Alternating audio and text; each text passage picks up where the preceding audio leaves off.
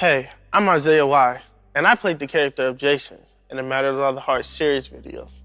During this process, it really hit home for me because in real life, I was Jason. To really tell it, I was worse. As a kid growing up in Philly, I was angry. I had low self-esteem. My father was in and out of my life. It was one of the reasons why it made me to be angry and made me grow up to hate him. I really don't want to talk about my dad. Everybody in my family that I got really close with that I thought I could trust was dying left and right. It made me feel like they didn't want to be around me, or nobody wanted to be around me.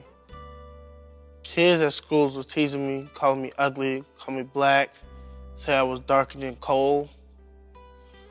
And to this day, I still suffer from self-esteem issues. At the age of 6, I was diagnosed with ADHD. I was wild. And I was doing all types of things. Throwing scissors at teachers, knocking over chairs, flipping tables, out of control. Just didn't have no self-control. The doctors thought it was best to put me on medication. At the age of 10, I was done with life. I tried to take my life with a knife. And I felt like everything I tried to do was just wrong. Couldn't do nothing right. Felt like if I tried to go right, I went left. And I wanted to be with the people that I truly love, that died, because they truly cared about me. And I felt like nobody cared about me on earth. At the age of 13, I was diagnosed with ODD and bipolar disorder. Now, who wants to be around somebody who has a mental disorder? That's yet another reason why people just didn't want to be around me. That caused me to be angry, caused me to want to fight people, have my wall up, and just be defensive all the time. For the next 3 years, I had issues at home and at school. I got kicked out of school every year. I ran away from home. I even had problems with the law that caused me to be on probation because I was running away from home, punching holes in the walls. I was even stealing. Bruh, I was messed up. I was even put in a mental institution. That was like prison. They locked me in corners, kept me in closed doors. They told me when to eat, sleep, even when I take my medicine. And if I refused, they kept me doped up, shot to my behind. I felt like I didn't have no rights. I felt like I lost it. I felt like I just didn't have no control no more. I came out the mental institution and my mom and my PO thought I was a lost cause. They was trying to find programs for me. I thought they would never put me away again.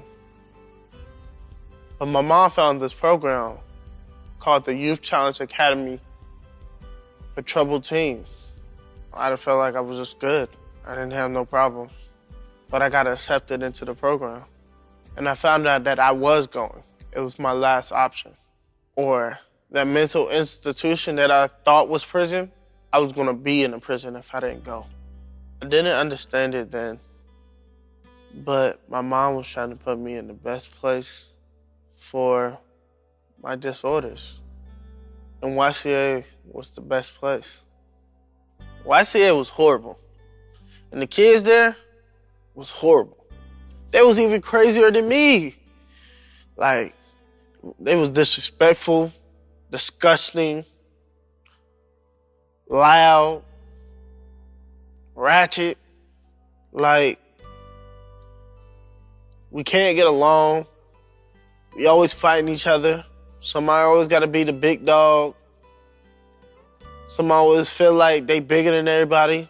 Always get jumped, like me. But one day after they jumped me, I started to realize that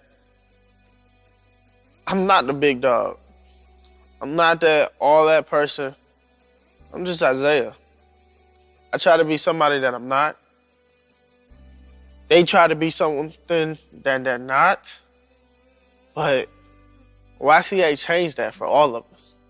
I could say I was the worst cadet. Actually, I was the worst cadet. I was on the verge of getting sent home. And before the end of the year, I became the cadet of the year. I made a 180 turnaround. I was first in my class in everything. YCA changed me. But what really changed my heart was prayer. Not just praying for myself. My mom was praying for me. My church was praying for me. Even my family from my hometown was praying for me. And I learned to pray for myself too. I was intentional about talking to God about wanting to change. It's still a work in progress, but prayer gave life to the new Isaiah.